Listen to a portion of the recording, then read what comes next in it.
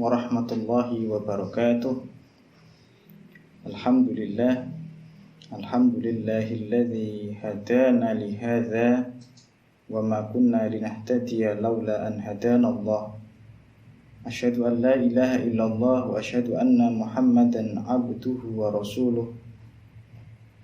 Allahumma salli wa sallim wa barik ala sayyidina Muhammadin wa ala alihi wa ashabihi wa man istanna bisunnatihi ila yaumiddin, amma ba'd.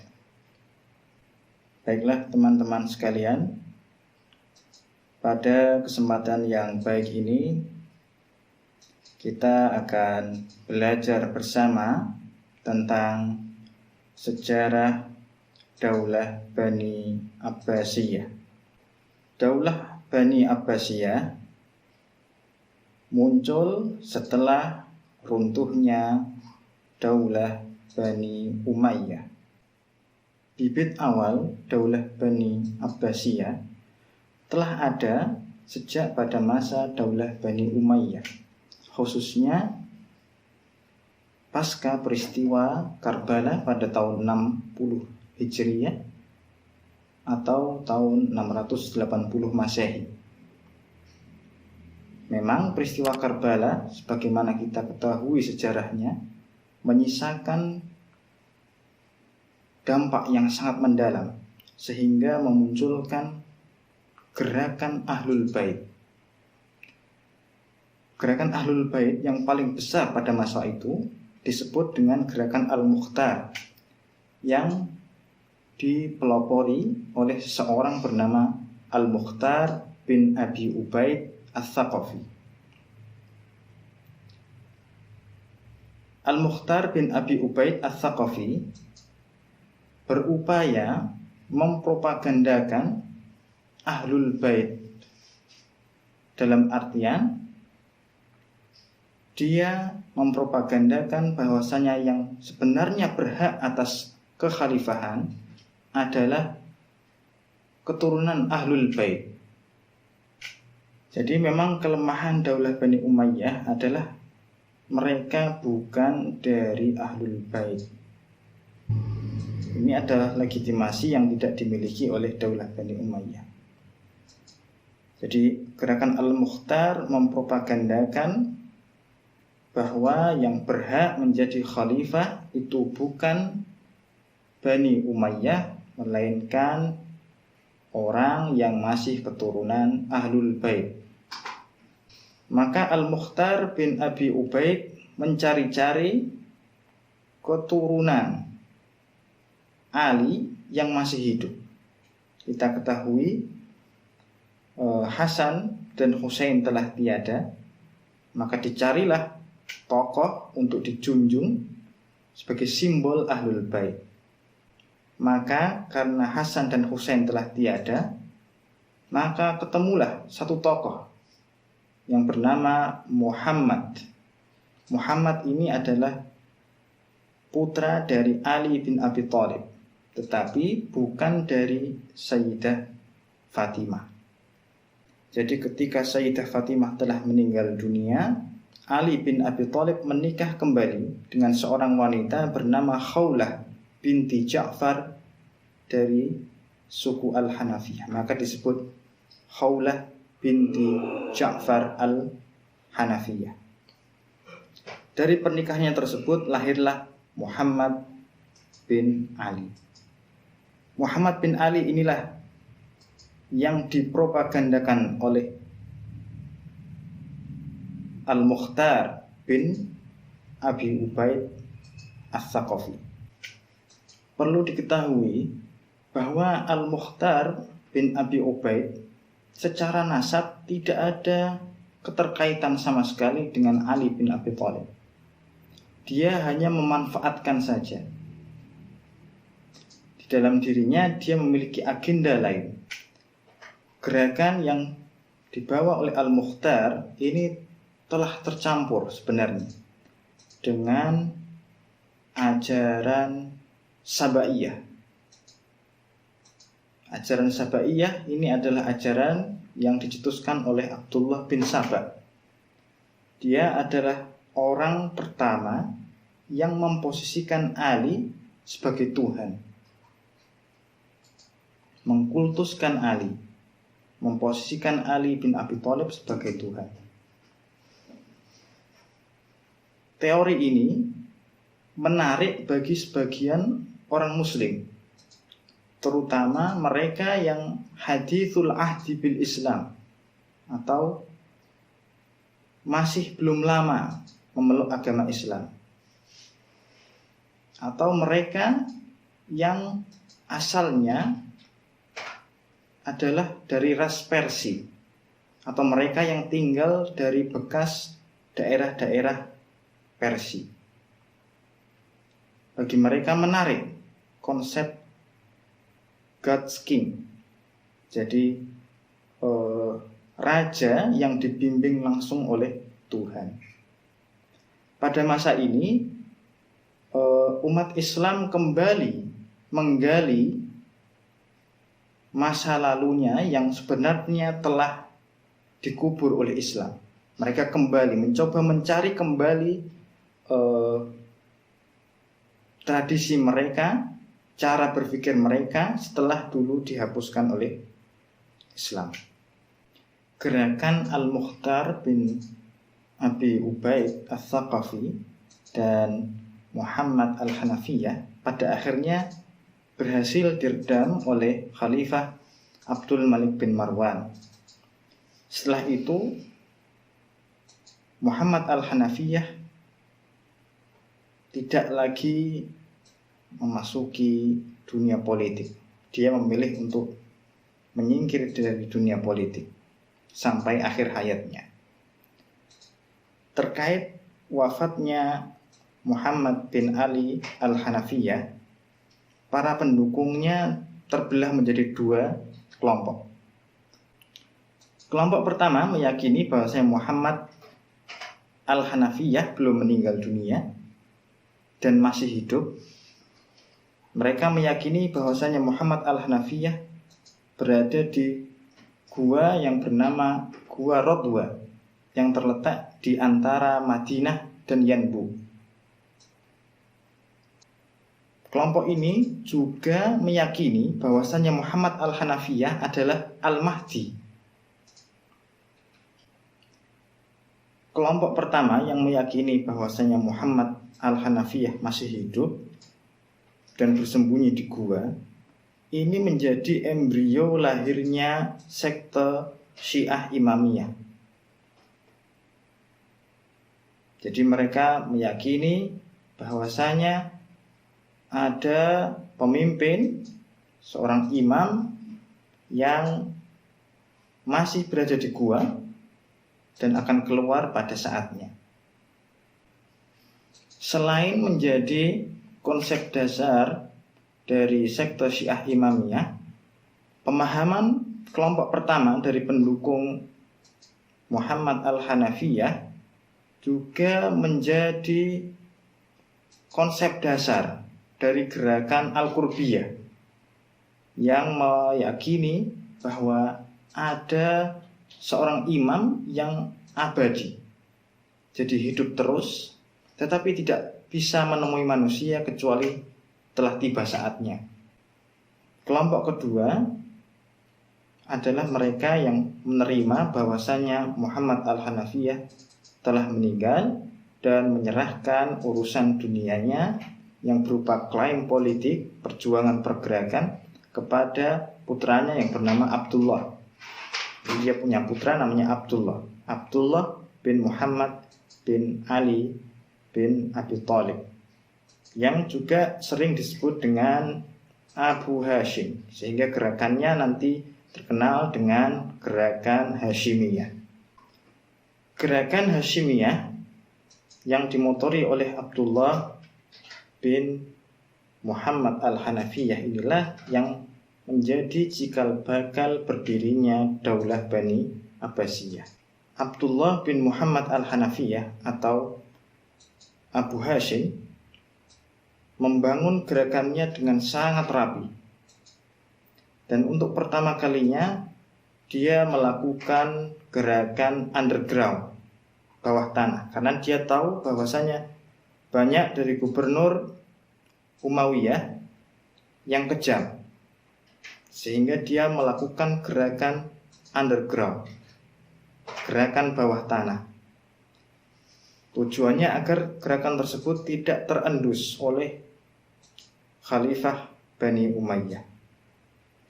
Di samping melakukan gerakan bawah tanah, agar tidak mencurigakan,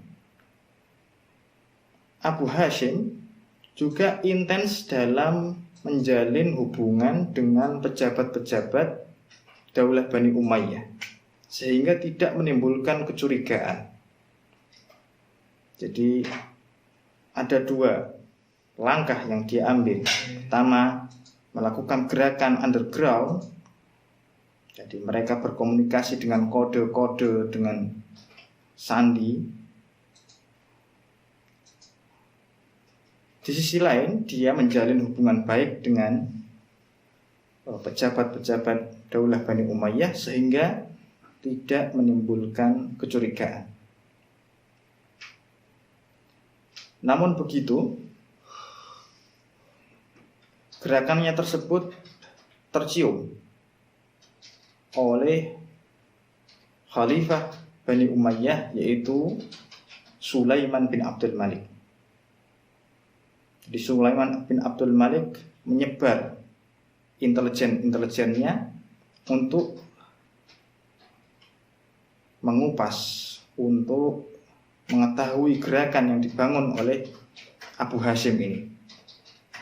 Jadi ada perang intelijen antara intelijen Daulah Bani Umayyah dan intelijen gerakan bawah tanah yang dibangun oleh Abu Hashim atau Abdullah bin Muhammad al-Hanafiyah.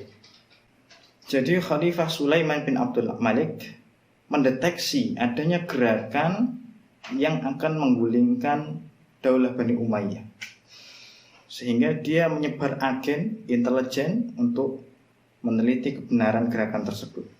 Sehingga terjadi pertempuran dua agen sama-sama di bawah tanah. Itu gerakan Hashimiyah dideteksi oleh intelijen yang diturunkan oleh Sulaiman bin Abdul Malik. Singkat cerita, Abu Hashim atau Abdullah bin Muhammad al-Hanafiyah diracun, dan banyak yang meyakini bahwasanya yang meracun adalah atas perintah Khalifah Sulaiman bin Abdul Malik, meskipun sampai sekarang belum bisa dibuktikan secara empiris. Ketika racun telah menggerogoti tubuh Abu Hashim, ia lalu pergi ke sebuah tempat, sebuah daerah yang dinamakan sebagai Al-Humaimah. Maka nanti disinilah bertemu. Al-Humaimah ini sekarang terletak di negara Jordania bagian selatan. Ini tempat bersejarah yang kurang populer sebenarnya bagi pelancong ke luar negeri sekarang. Karena kalau kita pergi ke Jordan, yang sering dikunjungi adalah pertama adalah Petra, ada lagi Laut Mati. Adapun Al-Humaimah ini tidak banyak dikunjungi. Abu Hashim pergi ke Al-Humaimah untuk menemui Muhammad bin Ali bin Abdullah bin Abbas. Jadi cicit dari Abbas, paman Nabi. Jadi Abbas punya putra bernama Abdullah yang kita kenal sebagai ulama yang sangat besar, atau yang sering kita sebut Abdullah bin Abbas. Dia punya anak bernama Ali, dan Ali punya anak namanya Muhammad. Jadi Abu Hashim pergi menemui Muhammad bin Ali bin Abdullah bin Abbas. Dia menyerahkan jaringan yang telah dia bangun dengan gerakan Hasyimiyah. Dia menyerahkan klaim Ahlul Bait yang telah dia bangun selama ini, karena dia merasa racun yang berada di tubuhnya sudah mulai menggerogoti tubuhnya, dan dia merasa ajalnya sudah dekat. Dia tidak ingin cita-citanya untuk mengangkat Ahlul Bait ini pupus, sehingga dia menyerahkan jaringan yang telah dia bangun lewat gerakan Al-Hasyimiyah ke Muhammad bin Ali bin Abdullah bin Abbas. Jadi ini masih satu keluarga, dan juga masih satu keluarga dengan Nabi sebenarnya, karena semuanya ujungnya masih anak turun dari Abdul Muthalib. Abdul Muthalib punya putra yaitu Abbas, yang punya anak namanya Abdullah bin Abbas, punya anak lagi Ali bin Abdullah, Ali punya anak namanya Muhammad. Adapun Abdul Muthalib punya putra lain yaitu Abdullah, yang punya putra yaitu Nabi Muhammad SAW. Lalu punya putra lain yaitu Abu Thalib, yang akhirnya punya anak namanya Ali. Lalu Ali hasil pernikahannya dengan Khawlah binti Ja'far Al-Hanafiyah melahirkan Muhammad. Muhammad punya putra namanya Abdullah atau Abu Hashim. Jadi semuanya masih satu keluarga. Kenapa Muhammad bin Ali bin Abdullah bin Abbas ini berada di Humaimah? Nanti kita akan ceritakan. Jadi Al-Humaimah ini menjadi tempat penting dalam sejarah berdirinya Daulah Bani Abbasiyah. Disinilah bertemu keluarga Ali bin Abi Thalib dengan keluarga Abbas, paman Ali bin Abi Thalib. Terjadi penyerahan jaringan, terjadi estafet perjuangan pendirian Daulah Bani Abbasiyah. Sekarang kita menjawab pertanyaan, kenapa Muhammad bin Ali bin Abdullah bin Abbas berada di Al-Humaimah? Jadi Abdullah bin Abbas pada saat ia masih hidup termasuk orang yang sering menasihati Husain bin Ali bin Abi Thalib, terutama ketika Husain bin Ali bin Abi Thalib hendak pergi ke Kufah karena mendengar bahwasanya masyarakat Kufah siap membaiat Husain. Kata Abdullah bin Abbas bahwasanya orang Kufah itu adalah orang-orang yang culas, orang-orang yang sering berbohong. Bapakmu pernah merasakan, janganlah kau pergi. Jadi sering menasihati itu. Meskipun pada akhirnya nasihat Abdullah bin Abbas tidak didengar oleh Husain bin Ali, sehingga dia berangkat ke Kufah, dan terjadilah apa yang terjadi. Abdullah bin Abbas punya putra bernama Ali bin Abdullah bin Abbas. Ali ini dia pada masa kekhalifahan Umayyah dekat dengan khalifah Bani Umayyah. Bahkan dia pernah menjadi penasehat dari Khalifah Abdul Malik bin Marwan. Jadi sering ke Damaskus, sering masuk keluar istana. Sampai pada suatu saat terjadi sebuah peristiwa. Ketika itu Abdul Malik bin Marwan menceraikan salah satu istrinya. Setelah diceraikan, istri dari Abdul Malik bin Marwan ini seperti tidak terurus. terbengkalai sehingga Ali bin Abdullah bin Abbas akhirnya menikahi bekas istri dari Abdul Malik bin Marwan. Sebenarnya Abdul Malik bin Marwan tidak masalah dengan hal itu karena memang sudah diceraikan dan bukan istrinya lagi. Tetapi nanti yang mempermasalahkan adalah putra dari Abdul Malik bin Marwan, yaitu Al-Walid pertama, Al-Walid bin Abdul Malik. Ini mempermasalahkan, dibuatlah kasus yang pada akhirnya Ali bin Abdullah bin Abbas dicambuk di Damaskus. Dicambuk di Damaskus di hadapan banyak orang, dan akhirnya Ali bin Abdullah bin Abbas mengasingkan diri di daerah bernama Al-Khumaimah. Jadi saya ulangi lagi.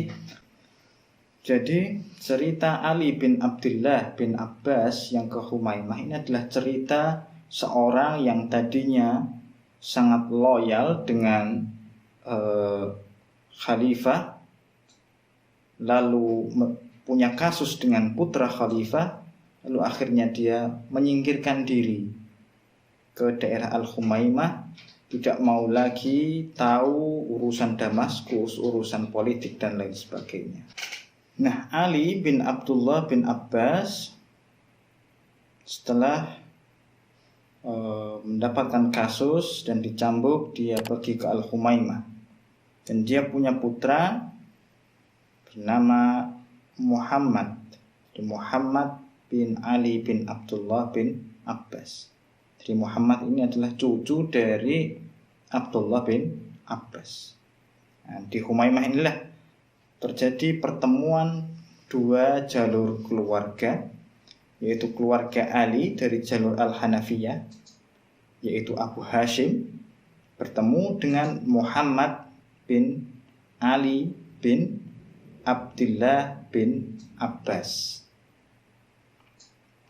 Terjadi estafet perjuangan pergerakan yang telah dibangun oleh Abu Hashim atau Abdullah bin Muhammad bin Ali bin Abi Thalib.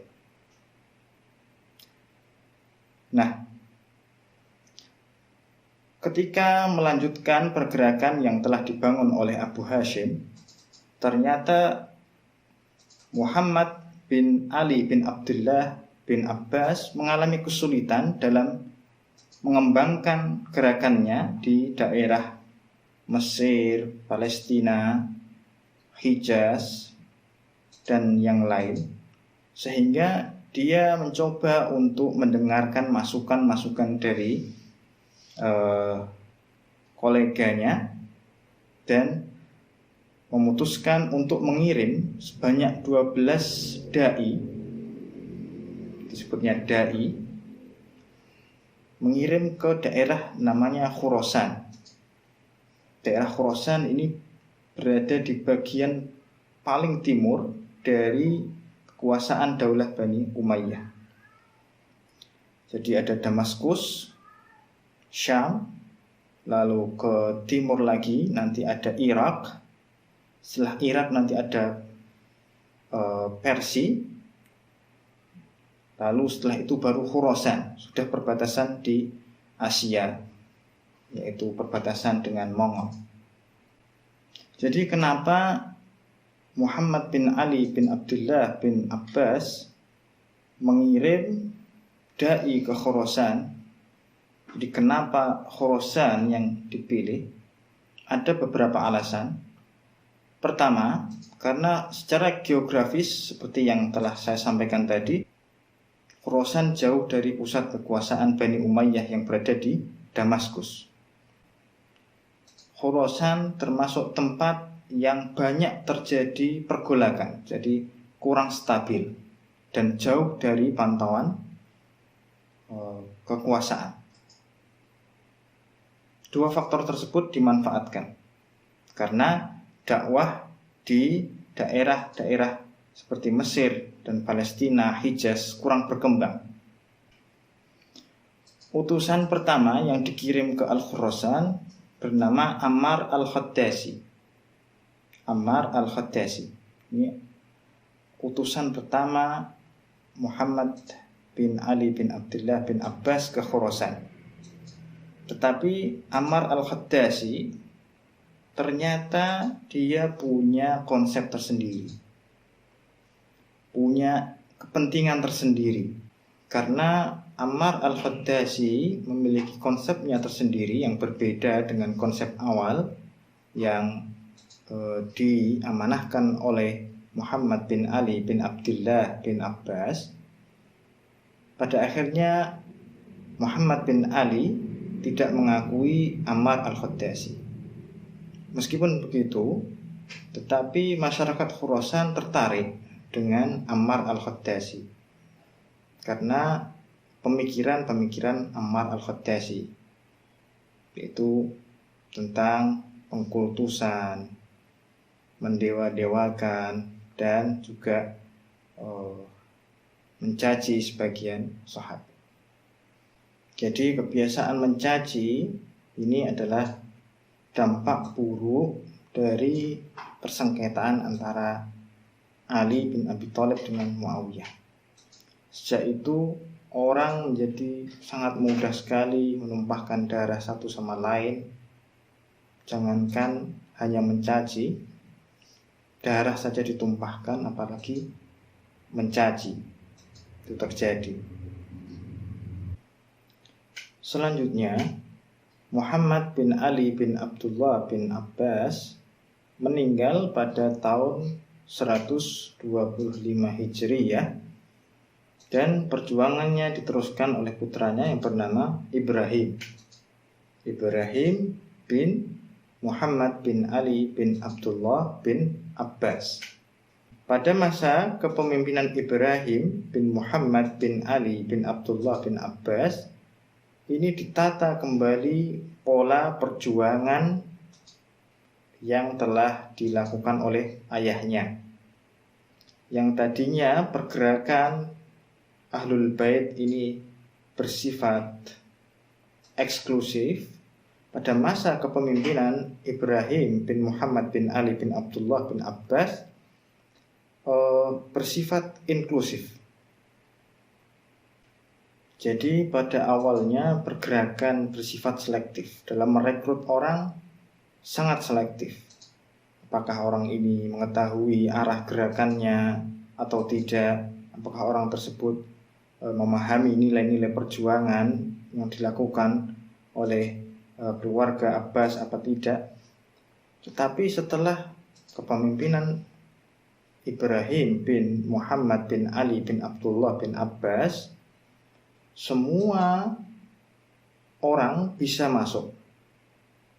Prinsipnya adalah siapapun yang menghendaki jatuhnya Daulah Bani Umayyah akan diakomodir di gerakan tersebut. Penataan kembali gerakan yang dilakukan oleh Ibrahim bin Muhammad bin Ali bin Abdullah bin Abbas ini terfokus pada dua hal. Pertama adalah menentang Daulah Bani Umayyah. Yang kedua adalah menuntut balas atas ketidakadilan yang ditimpakan kepada Ahlul Bait. Jadi syaratnya untuk bergabung dengan gerakan Hasyimiyah adalah pertama yaitu benci Umawi, kedua siap membaiat Ahlul Bait. Karena syarat untuk mengikuti gerakan tersebut hanya dua, yaitu tadi benci dengan Umawi, kedua adalah siap membaiat Ahlul Bait, maka banyak orang yang mengira ini adalah pergerakan Syiah. Tapi padahal di sini adalah Syiah yang dikerjai. Karena kita tahu Syiah pada masa Daulah Bani Umayyah adalah oposisi, banyak tersudutkan, tidak punya figur. Jadi karena Syiah tidak punya figur dan menjadi oposisi pada masa itu, maka ditawarkanlah gerakan tersebut, gerakan yang dinamakan dengan gerakan dakwah, yang tak lain adalah kepanjangan dari gerakan Hasyimiyah yang dibangun oleh Abu Hashim bin Muhammad al-Hanafiyah. Jadi pada akhirnya Syiah bergabung dengan gerakan ad-da'wah ini. Apalagi setelah muncul tokoh baru pengganti Ammar al-Khaddasi, itu Abu Muslim, namanya Abu Muslim al-Khurasani. Abu Muslim al-Khurasani sebenarnya apabila diteliti asal-usulnya ini kurang jelas, mulai dari segi nasabnya dan lain-lain. Jadi dalam pergerakan ini ada faksi-faksi, ada faksi Bani Abbas dan ada faksi Syiah. Nah, ini dua faksi ini saling bersaing. Jadi ada pergolakan di luar menghadapi Umayyah, tapi di dalam juga ada persaingan antara keluarga Abbas dengan Syiah. Meskipun pada akhirnya yang berhasil memenangkan adalah keluarga Abbas. Maka akhirnya Syiah merasa dikhianati, karena setelah berhasil menggulingkan Umayyah, gantian Syiah yang dikejar-kejar oleh Bani Abbas. Maka tidak heran apabila Syiah itu sangat ekstrim, karena dalam sejarahnya banyak mengalami kekecewaan. Mulai dari kekecewaan pada saat peristiwa tahkim, sebagaimana kita ketahui sejarahnya dikecewakan oleh Muawiyah bin Abi Sufyan. Lalu setelah itu ada lagi peristiwa yang sangat menyakitkan bagi Syiah, yaitu peristiwa Karbala, di mana junjungan mereka yaitu Husain bin Ali, Sayyidina Husain bin Ali dibunuh. Lalu setelah itu dia dimanfaatkan oleh Bani Abbas untuk menggulingkan Bani Umayyah, tapi setelah itu dia balik dikejar oleh Bani Abbas. Maka keekstriman Syiah ini hasil dari sebuah proses sejarah yang keras yang dilalui oleh Syiah. Singkat cerita, Abu Muslim al-Khurasani berhasil melakukan propaganda di daerah Khurasan dan memimpin pergerakan yang sangat luar biasa di Khurasan, dan berhasil mengalahkan gubernur Umayyah yang berada di Khurasan, yaitu Nasr bin Sayyar. Abu Muslim al-Khurasani setelah berhasil di Khurasan, dia juga mengirim seseorang bernama Ibrahim bin Qutbah At-Ta'i untuk menaklukkan provinsi Irak dari gubernur Umayyah yang bernama Yazid bin Hubairah. Jadi perjuangan dakwah pendirian Daulah Bani Abbasiyah sudah mulai masuk ke jantung dari pemerintahan Daulah Bani Umayyah. Dimulai dari Khurasan tadi, setelah berhasil menaklukkan provinsi Khurasan, berhasil menaklukkan gubernur Nasr bin Sayyar, lalu merambat ke sebelah barat yaitu Fars, lalu berhasil menguasai Irak oleh utusan dari Abu Muslim al-Khurasani tadi, Ibrahim bin Qutbah At-Ta'i. Nah, setelah itu barat dari Irak itu sudah Syam. Syam yang di sana ada Damaskus, yaitu jantung dari kekuatan Umayyah. Nah, ketika perjalanan perjuangan ini sudah sampai Irak, orang-orang Syiah bergembira, karena orang Syiah selama ini basisnya adalah Irak. Tapi ketika dia terdesak, mereka lari ke timur, ke Fars. Ketika dia di Fars masih ditekan, larinya adalah ke Khurasan. Maka ketika Irak berhasil dikuasai oleh Ibrahim bin Qutbah At-Ta'i, mereka seperti pulang kampung, seperti kembali ke tempat asalnya. Saya semakin yakin dengan pergolakan ini. Ketika pulang ke Irak, ingat kembali dengan peristiwa Karbala. Akhirnya dendam itu membara kembali, dan itu yang nanti akan dimanfaatkan oleh Bani Abbas untuk menggulingkan Daulah Bani Umayyah. Ketika pergerakan ad-da'wah ini telah mencapai daerah Irak, pergerakan tersebut pada akhirnya terendus oleh Khalifah Umayyah yang pada saat itu adalah Marwan Al-Himar. Dinamakan Al-Himar karena dia menanggung beban permasalahan negara yang ditimbulkan oleh 3 khalifah sebelumnya, yaitu Khalifah Al-Walid bin Yazid, lalu Ibrahim bin Al-Walid, dan Yazid bin Al-Walid. Maka disebut Al-Himar. Jadi gerakan yang dilakukan oleh Abu Muslim Al-Khurasani dari Khurasan sampai ke Irak ini terendus oleh Khalifah Bani Umayyah, yaitu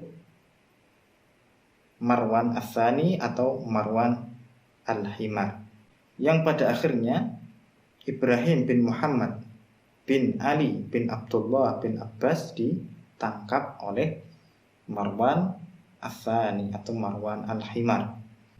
Jadi sebelum Khalifah Marwan Ats-Tsani atau Marwan Al-Himar sampai ke Al-Khumaimah untuk menangkap Ibrahim bin Muhammad bin Ali bin Abdullah bin Abbas, dia sudah menyerahkan estafet kepemimpinan pergerakan kepada saudaranya, yaitu Abdullah yang terkenal dengan sebutan Abul Abbas As-Saffah. Ketika mendapatkan amanah dari saudaranya, Abul Abbas As-Saffah melakukan langkah-langkah strategis. Langkah pertama yang ia lakukan adalah mengevakuasi seluruh keluarga Abbas yang berada di Khumaimah untuk menuju ke Irak, yang pada saat itu Irak sudah dikuasai oleh Abu Muslim Al-Khurasani dan kawan-kawan seperti yang kita bicarakan tadi. Abul Abbas ketika memindahkan seluruh keluarga Abbas dari Khumaimah ke Irak itu punya 2 agenda. Agenda pertama tentunya ingin menyelamatkan keluarga yang punya legitimasi keturunan Abbas agar tidak terbantai oleh pasukan dari Khalifah Marwan Al-Himar. Kedua, Abul Abbas ingin mengamankan kekuasaan Abu Muslim Al-Khurasani, ingin membatasi agar Abu Muslim Al-Khurasani tidak terlalu berkuasa. Karena sebagaimana kita ceritakan tadi, Abu Muslim Al-Khurasani berhasil menghimpun kekuatan dan berhasil menggulung kekuatan Umayyah dari daerah Khurasan sampai ke daerah barat, yaitu Irak. Nah, di sanalah nanti di daerah Kufah Abul Abbas As-Saffah dibaiat dan menjadi khalifah. Jadi sebelum Marwan Al-Himar dikalahkan, itu sudah ada 2 khalifah, yaitu Khalifah Bani Abbas, yaitu Abul Abbas As-Saffah yang dibaiat setibanya di Kufah. Ada Marwan Ats-Tsani yang tadinya pergi ke Khumaimah untuk menghadapi keturunan Abbas yang di sana, tapi ternyata sudah kosong.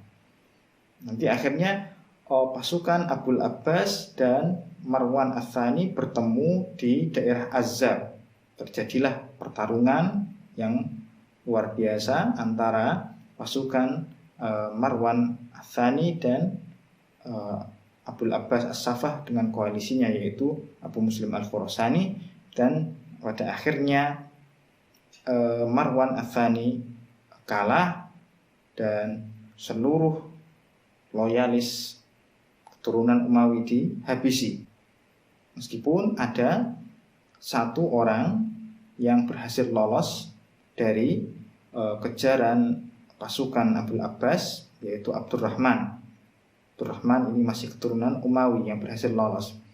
Dia melarikan diri ke Mesir, lalu setelah itu melarikan diri lagi ke Maroko dan menyeberang ke Andalusia, yang nantinya dia akan menghimpun kekuatan Umawi dan yang pada akhirnya akan melahirkan Daulah Bani Umayyah kedua di Andalusia. Adapun Abu Muslim Al-Khurasani setelah dibaiat, setelah menang dalam perang Zab menghadapi Marwan Ats-Tsani, lalu meluaskan sayapnya ke daerah barat, itu daerah Mesir, daerah Libya, lalu Tunisia. Batasnya sampai Tunisia. Karena setelah Tunisia yaitu Aljazair dan Maroko, pada saat itu Aljazair dan Maroko dikuasai oleh orang-orang barbar.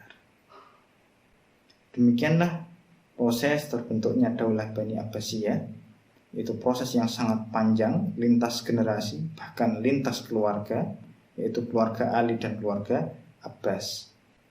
Dimulai dari gerakan Al-Mukhtar yang menokohkan yaitu Muhammad bin Ali Al-Hanafiyah, lalu dilanjutkan oleh anaknya yang bernama Abdullah bin Muhammad bin Ali bin Abi Thalib, atau yang terkenal dengan Abu Hashim dengan gerakannya Hashimiyah. Lalu setelah dia diracun, lalu dia mengestafetkan gerakan yang telah dia bangun kepada saudaranya yang mempunyai jalur keluarga yang berbeda, namun nanti bertemu di kakeknya yaitu Abdul Muthalib, yaitu diserahkan kepada Muhammad bin Ali bin Abdullah bin Abbas. Demikianlah proses terbentuknya Daulah Bani Abbasiyah yang melalui proses yang sangat panjang, lintas generasi, dan sangat pelik. Semoga video kali ini dapat bermanfaat. Kita ketemu lagi di video berikutnya. Billahi taufiq wal hidayah. Wassalamualaikum warahmatullahi wabarakatuh.